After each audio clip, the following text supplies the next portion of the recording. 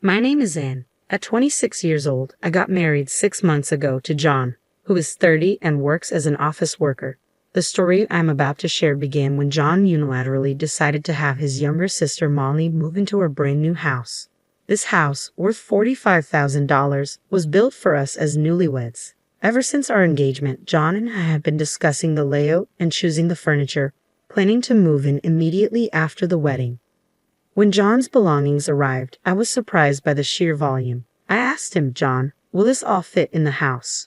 Don't you think you have too much?" John nonchalantly replied, "Ha! Didn't I mention Molly is moving in with us?" I was taken aback. "Molly is moving in with us? Why, we're newlyweds," I challenged. "What's the big deal? Molly is family to you too, and there's no problem with us living together. She wants to live in the new house," he responded. I protested, upset that there had been no discussion about this. John ignored me and continued unpacking his stuff. Eventually, he started shouting, "If you don't like it, you can leave. I'd already decided to have Molly here, so quit your complaints." Clearly unconvinced, I told him I'd call my brother. Fearing my brother, John quickly changed his tune. "Wait, don't call him. Molly isn't staying here forever. She just needs a place until she finds a job and a house. Can you please understand?" Reluctantly, I agreed. "Can Molly use the guest room, right?" I suggested. John made a dubious face and mumbled, "Ah, yeah," though he didn't seem convinced. I moved Molly's things into the guest room. After a hectic day of unpacking, we had completed more than half of it. We were having a toast to celebrate our move when the doorbell rang. It was already past 9 p.m., so I thought of ignoring it, but John hurriedly went to the front door, unlocked it, and let the visitor in. I was shocked as I was already dressed for bed. From the kitchen, John called out, "Hey Ann, Molly's here." Annoyed, I returned to the living room. "Welcome, Molly. What brings you here so late?" I asked, trying to hide my irritation. Molly retorted, "Can't I come home whenever I want? Now, where's my spacious room? Show me around, big bro." She flung open doors looking for another room on the second floor. "Here it is. This is the room for me, right, big bro?"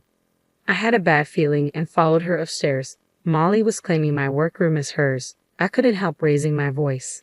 "This is my workroom. It can't be your room." John suggested, "Why not make this Molly's room?" "No way," I insisted.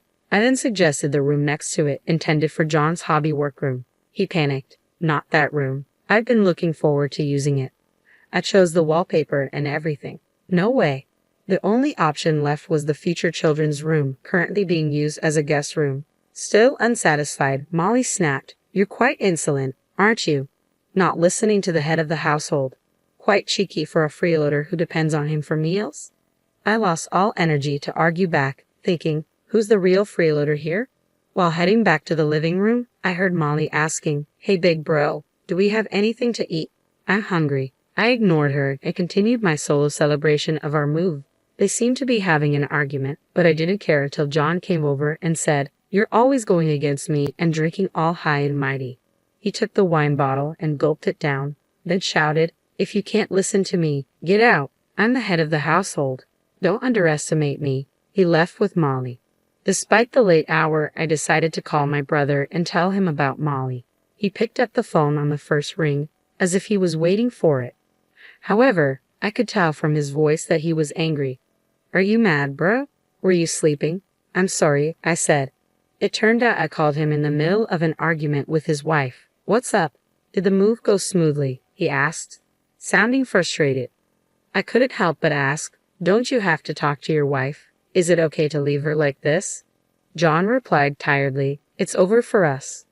Worried, I suggested visiting him, but he said he'd rather be left alone for now. I began to tell him about Molly, how she had started living with us from the first day of our married life, and how she refused to use the guest room. I'd even mentioned that John and Molly had been calling me bratty and telling me to do as I was told. My brother was concerned, thinking I was being treated like a servant by my husband and Molly, but I laughed off his concerns. "I'm your sister, right? Me, a servant? If they can manage it, let them try," I retorted. He laughed and said, "Good point, but call me if anything happens." We then shifted the topic to the problems between my brother and his wife. What I heard left me flabbergasted. Apparently, his wife had been seeing men from a dating site and was having an affair. He found out because she accidentally sent him a message meant for her lover. John had been suspecting her infidelity for some time, and once he got confirmation, he took her phone away and sent her back to her parents. He was planning to visit her parents' home tomorrow for a discussion. We ended the call, agreeing that both of us were in terrible situations, and decided to catch up over the phone again soon. While tidying up the remaining boxes, I waited for my husband and Molly to come home. They returned late at night, cheerfully drunk. As I continued unpacking, they approached me. "Molly and I have thought of a great idea. Let's make our bedroom Molly's room. We can each sleep in our workrooms. What do you think? Good idea, right? Make sure to clear the room for Molly by tomorrow." I replied, "There's something I want to make clear." I asked them how much Molly would contribute towards groceries and household supplies each month and how long she planned to stay. My husband started to panic. "What? You want to get money from jobless Molly? I'll pay for my salary, so there's no problem, right?" Molly added, "How long will I stay?" "Until I'm satisfied. My mom's cooking is all old-fashioned, and I don't like it. Plus, she's annoying at home, always nagging me to do laundry and cleaning. Here, I can do whatever I want without spending a dime. It's the best. If you don't like it, Anne, why don't you move out?" I snapped. "Then let's split the household expenses. I will work to cover my share. Feel free to use your salary for yourself and Molly." For some reason, they seemed pleased with this, even though I added, "You will need to take care of your own chores." It seemed like they weren't really listening, so I made sure to leave a written note about it. The next day, worried about my brother, I decided to visit his workplace. He is the president of a construction company, having taken over after our father passed away from an illness last year. When I arrived at his office, he was surprised to see me. "What's up?" he asked. "I'll listen to what you have to say first." I asked him for a favor. I explained what had happened the night before and asked if he could hire me at his company. He agreed, saying, "Our secretary is quitting due to her husband's relocation, so it's good timing." Then, I heard about his situation. I was so shocked that my heart almost stopped. My brother revealed that his wife was pregnant, but there was no doubt the child was not his. The text messages on her phone, which he had taken, showed conversations, photos, and videos with her lover. The messages indicated that the man was trying to escape responsibility after learning about the pregnancy. When I asked my brother if he was going to divorce his wife, he replied, "It'll be hard for the kids, but divorce is the only option." I suggested that he involve a lawyer and have a proper discussion. Then I went home. In my room, I couldn't stop thinking about the texts and pictures of my sister-in-law's affair that my brother had shown me. The sister-in-law I knew was a loving, family-oriented person, and I loved her for it. However, she had been betraying my brother. I felt as if I had lost a dear friend, and tears welled up in my eyes. Despite all that, Molly kept knocking on my door. "Hey, I'm hungry. Can you make something?" she hollered from the other side of the door. But the shock I felt was too much, and I didn't even have the energy to argue with her, so I left her alone. Then I got a call from my husband, who should have been at work. I didn't answer because I knew what he would want to talk about, and I didn't want to talk to anyone. Shortly after, I received a text message from my brother asking if I could accompany him to see a lawyer the next day. I sent an OK sticker in response. I must have fallen asleep because my husband's shouting woke me up. "You didn't even prepare food for Molly, and you're sleeping. What's that about?" he roared. Silently, I produced a pledge I had written and pointed to it for him to read. After reading it, my husband told Molly, "Let's let her sleep today. She seems to be off. We can scold her once she's feeling better tomorrow." "I'm not sick. I'm just tired of you guys," I mumbled before falling back asleep. The following morning, without waking my husband, I headed to my brother's house. My brother seemed exhausted, his eyes bloodshot from lack of sleep. I prepared and served breakfast for his children before taking them to kindergarten. In the car, the children said, "Mommy and Daddy had a fight, and Mommy left the house." Mommy was the bad one. She left us at home and went out. We cried because we were left alone, so Daddy got angry. The children thought maybe it was better not to have their mother around because she easily got angry. I told them, "I see. If you're lonely, call Auntie." "Okay," they responded cheerfully. "Yay, we might get lonely today." I couldn't tell for sure, but I got the impression that they didn't seem sad even though their mother wasn't there. After dropping the children off at kindergarten, I turned my attention back to helping my brother navigate his difficult situation. I headed to the law office with my brother. The lawyer told us that there was ample evidence from the pictures and videos on my sister-in-law's smartphone, LIME messages, and recorded conversations between her and my brother. My brother's main goal was to divorce her and retain parental rights. After he finished explaining his situation, I had a chance to share about my issues with my husband. I got some advice, and then my brother dropped me off at home. He was planning to gather the rest of the family today to inform them about the divorce. "If anything happens, give us a call. We're all going to be there," he said as he left, his words feeling somewhat prophetic. When I entered the living room, the house was a mess. It looked like they had tried to make breakfast. The kitchen area was greasy and dishes were left on the table. I was exasperated by the sight and hesitated to clean up the kitchen and cooking utensils that I also use. Just then, Molly appeared. "Where did you go without even making breakfast?" "John didn't eat anything and went to work. Isn't it unacceptable to abandon household chores as a wife?" she confronted me. I responded, "You know what, I'm not your maid or servant. Weren't you taught to clean up after yourself since you were a child?" Ignoring her repetitive, "But you're the wife," I headed to my room. To my shock, my belongings were gone, and Molly's stuff had invaded my space. I returned to the living room and questioned her. "Did you enter my room? Your stuff is in there. What's going on?" "Oh, I've loved your room since I first saw it. It fits my neat and cute image perfectly, don't you think? I've moved your stuff into the guest room," she replied nonchalantly. Hearing this, I rushed to the guest room. My computer and belongings had been haphazardly thrown in. I felt anger sparking. It was way beyond what I could tolerate. At that moment, I felt a strong desire for revenge. I will never forgive this girl, I decided. I planned to wait for my husband John to come home, show him the terrible state of our house, and then ask him, "Do you still want to live here with Molly?" I prepared for all possible outcomes. John, who seemed to have gotten a call from Molly, came home earlier than usual. I heard his loud footsteps approaching the guest room where I was. Seeing him come straight to the guest room, I was convinced he already knew Molly had taken over my room and he wouldn't be on my side. When he opened the door and stepped in, looking like a madman, Molly was right beside him with a thin smile on her face. "You apparently went against Molly. You're the one at fault here. Not even making breakfast. Aren't you my wife? Isn't it your job to take care of me? Molly is your sister-in-law. You should be taking care of her and putting up with her," he shouted. At that moment, I realized exactly how things were going to be.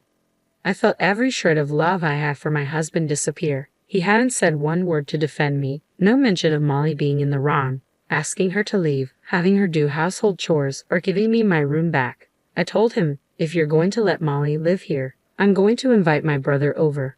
He's never seen our house before. Maybe I should call him over now." Despite his usual fear of my brother, John acted quite bold in front of his sister Molly. "Are you sure about that? If you let that thug into our house, I'll kick you out," he threatened with a confident look. "Kick me out? Try if you can. I'll call my mother and brother and his wife and have them see the house." I shot back.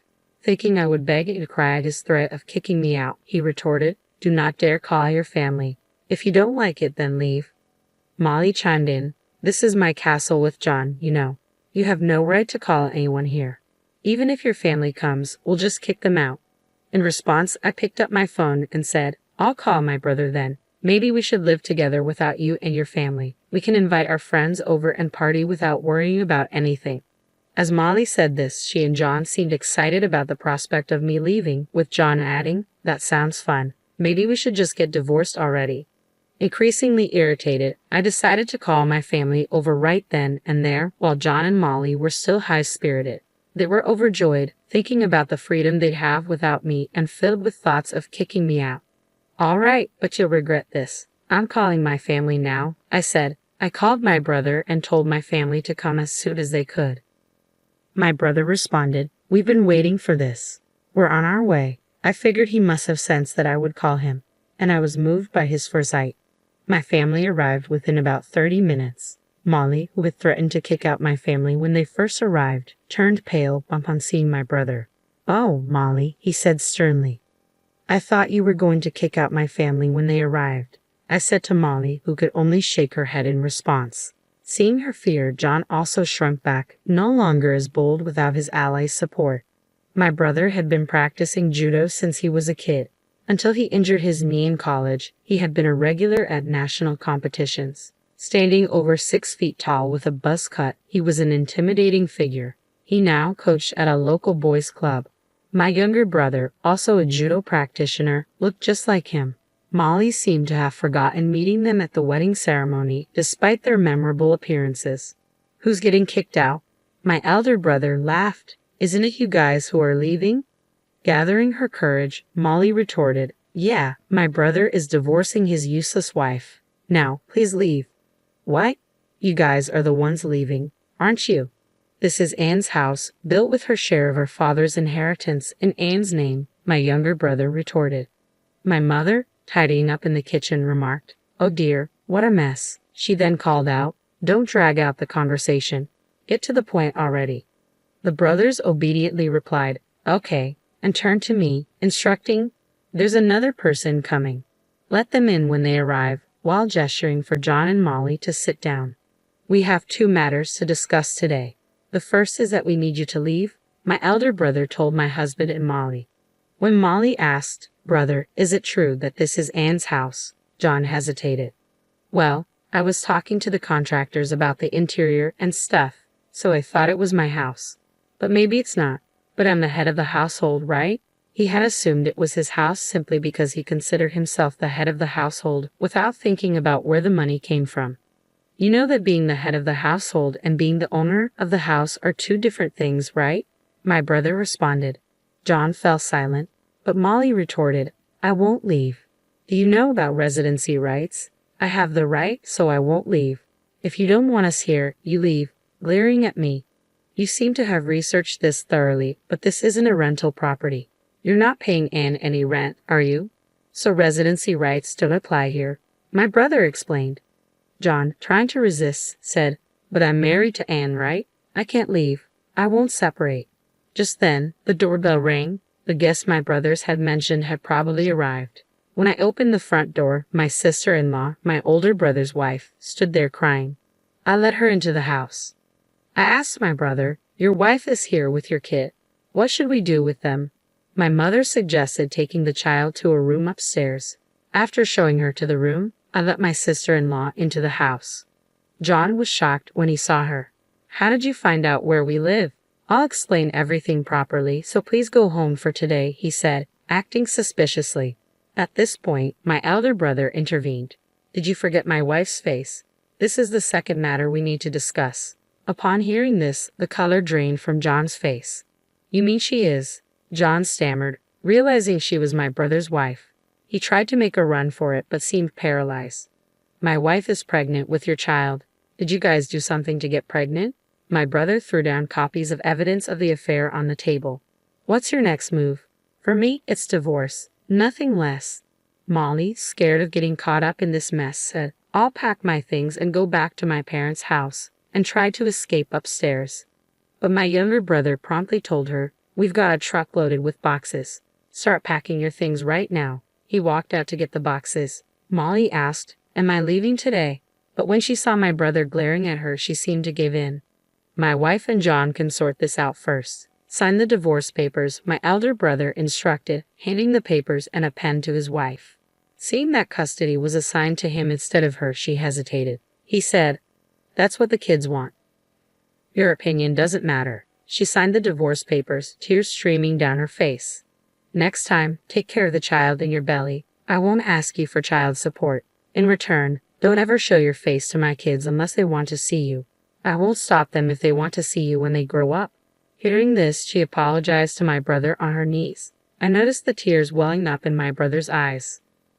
I realized how hard it had been for him. Next, it was my turn. "So, Anne, what are you going to do?" my brother asked. "I choose divorce too. I want him out of my house as soon as possible," I replied. My husband dropped to his knees, apologizing profusely. "I don't want a divorce. Please forgive me. Besides, it could be his child, not mine." But my brother cut him off. "I'm good with 2 kids. I've had surgery to make sure I can't have any more." John went speechless. My brother handed me the blank divorce papers. If you want him out right away with Molly, have him sign these.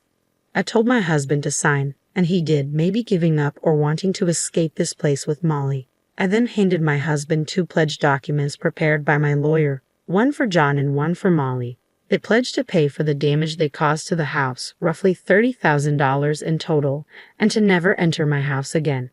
John looked at my brother and me as if he wanted to complain, but when my brother glared at him, he reluctantly signed the pledge document. Shoulders slumped, he tried to go upstairs to pack his things, but my brother interrupted. "Oh, I got a marriage license for you guys when I got the divorce papers." He handed his wife the marriage license. She immediately signed it and said, "John, sign it quickly. You've messed up my life, so you have to take responsibility. I'm having this baby. You can't escape." With a crazed look, my husband signed it, crying and saying, "Just do whatever you want." Finally, my brother yelled, "Hey, you won't say anything unless I ask? Don't you have anything to say to me?" My husband finally apologized to my brother, almost scraping his head on the floor. After that, we all hastily packed my husband's and Molly's belongings into boxes, loaded them onto the truck that had arrived, and took them to their parents' house. With that, my brief married life came to an end. I thought I would live alone in this big house, but my mother offered to sell her house and move in with my younger brother. It seems my older brother, too, is going to sell this house and move in with his 3 children. My mother and brother are going to buy this house for me with the money they got from selling their houses, telling me, "Why not build a new house when you get married next time?" But I keep saying I'm good with an apartment. We got a dog that the kids had always wanted. Although we had some bad memories in this house, we are now living a life full of laughter and happiness. My ex-husband reportedly married my ex-sister-in-law half a year later and is living with her at his parents' house. He seems to be working day and night to pay for the damage to the house. Molly treated her new sister-in-law like a maid. The sister-in-law lost her mental balance, and Molly's mother couldn't stand to see her like that and kicked Molly out of the house. Molly asked my ex-husband for help, but he blamed her, saying, "If you hadn't moved in, we'd still be living in that mansion." Molly ended up isolated with no one on her side.